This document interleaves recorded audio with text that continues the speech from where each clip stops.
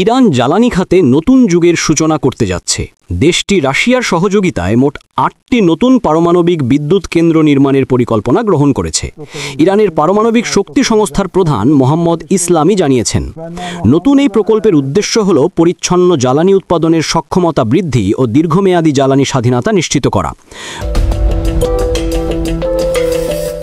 রবিবার ইসলামি জানিয়েছেন, ইংল্যান্ড ও মস্কোর মধ্যে নতুন চুক্তি স্বাক্ষরিত হয়েছে, যার আওতায় দুই দেশ যৌথভাবে বিদ্যুৎ কেন্দ্রগুলো নির্মাণ করবে। এটি শুধু প্রযুক্তিগত সম্প্রসারণ নয়, বরং দুই দেশের কৌশলগত ও রাজনৈতিক সম্পর্কের গভীরতাকেও প্রতিফলিত করে।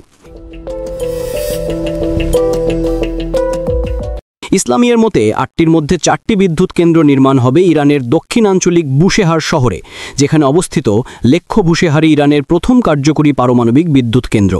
বাকি 4টি কেন্দ্র নির্মাণ করা হবে দেশের অন্যান্য প্রদেশে, যার সুনির্দিষ্ট স্থান সরকার পরবর্তীতে ঘোষণা করবে।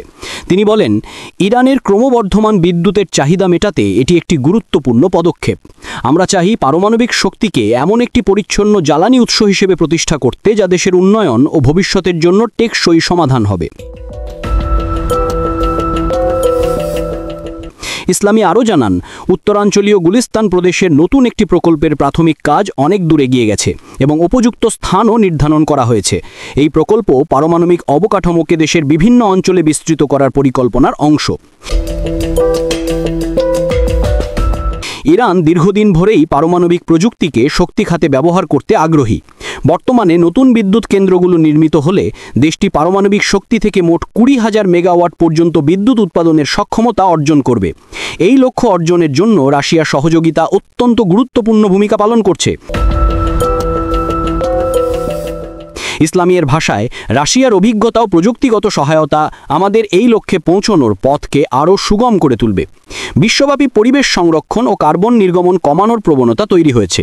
তার সঙ্গে সামঞ্জস্য রেখে ইরান নবায়নযোগ্য ও পরিচ্ছন্ন জ্বালানি খাতে জোর দিচ্ছে। এখানে নিযুক্ত রুশ রাষ্ট্রদূত অ্যালেক্সেডেটভ সম্প্রতি এক সাক্ষাৎকারে বলেন, ইরান ও রাশিয়ার সম্পর্ক কৌশলগত গুরুত্ব বহন করে।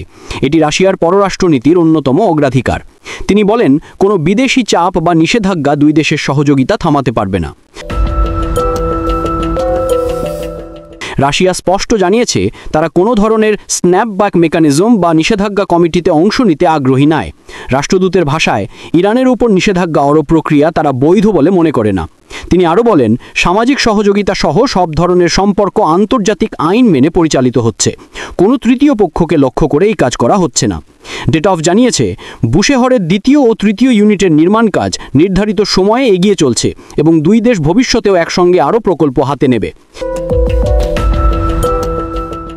এদিকে ইরান জ্বালানি স্বাধীনতা ও সফল অর্থনীতির পথে এগোচ্ছে। অন্যদিকে রাশিয়া মধ্যপ্রাচ্যে তার রাজনৈতিক ও কৌশলগত অবস্থানকে আরও শক্তিশালী করছে। বিশ্ব রাজনৈতিক অঙ্গনে এই সহযোগিতা একটি নতুন বার্তা দিচ্ছে। পরিচ্ছন্ন জ্বালানি ভবিষ্যতের শক্তি, আর আন্তর্জাতিক চাপ সত্ত্বেও সার্বভৌম সিদ্ধান্ত গ্রহণই ইরানের উন্নয়নের মূল চাবিকাঠি।